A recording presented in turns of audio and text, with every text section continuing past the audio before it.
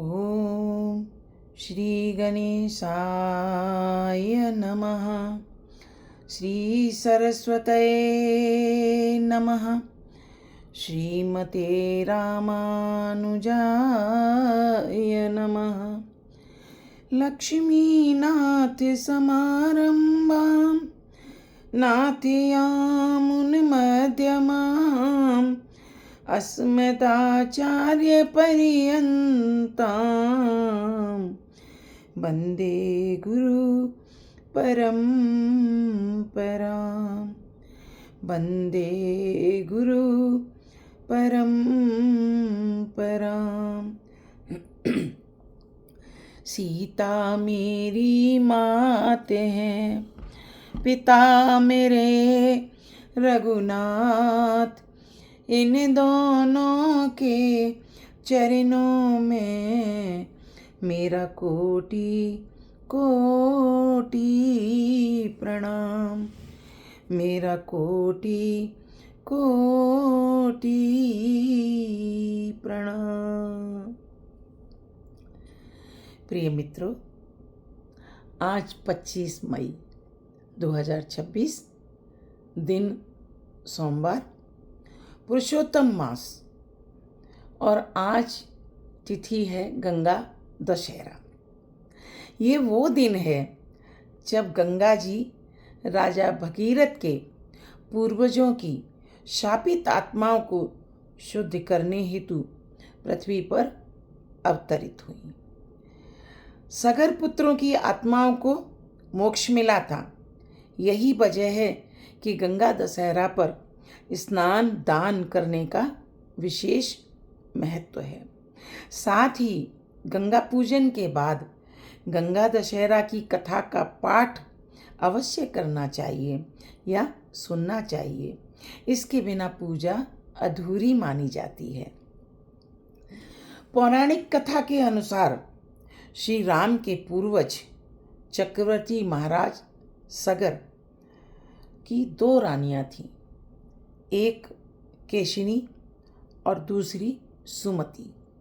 केशिनी से असमंजस नाम के पुत्र उत्पन्न हुए, जबकि सुमति के 60,000 पुत्र थे। असमंजस के पुत्र अंशुमान थे, जो धर्मपरायण, विनम्र और देवताओं तथा गुरुओं का सम्मान करने वाले थे। महाराज सगर के अधिकांश पुत्र अहंकारी, अत्याचारी स्वभाव के थे। इनके व्यवहार से स्वयं देवता भी दुखी रहते थे।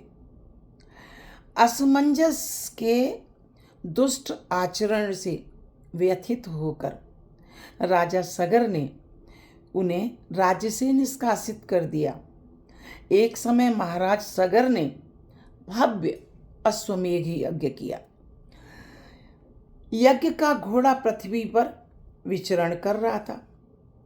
तभी देवराज इंद्र उसे चुराकर पाताल लोक में ले गए और पाताल लोक में ले जाकर उन्होंने कपिल मुनि के आश्रम पर उसे बांध दिया। उस समय कपिल मुनि गहन तपस्या में लीन थे और उन्हें इस घटना का कुछ भी ज्ञान नहीं था। यज्ञ का घोड़ा खोजते खोजते 60,000 पुत्र पूरी पृथ्वी पर विचरण करते रहे, परंतु उन्हें घोड़ा नहीं मिला। जब उन्हें घोड़ा नहीं मिला तो उन्होंने पृथ्वी से लेके पाताल तक मार्ग खोद डाला। आखिरकार वे कपिल मुनि के आश्रम पर पहुंच गए और वहां घोड़ा बंधा देखकर उन्होंने बिना विचार किए हुए मुनि को ही चोर समझ लिया। क्रोध से उनके ऊपर सभी ने मिलके आक्रमण कर दिया और इस वजह से जब कपिल मुनि की तपस्या में विघ्न पड़ा तो मुनि ने जैसे ही क्रोध में अपने नेत्र खोले तो वह सगर के 60,000 पुत्र तत्काल भस्म हो गए। पुत्रों की मुक्ति के लिए राजा सगर के वंशज भागीरथ ने कठोर तपस्या की। उनकी तपस्या से प्रसन्न होकर ब्रह्मा जी ने गंगा जी को पृथ्वी पर भेजने का वचन दे दिया।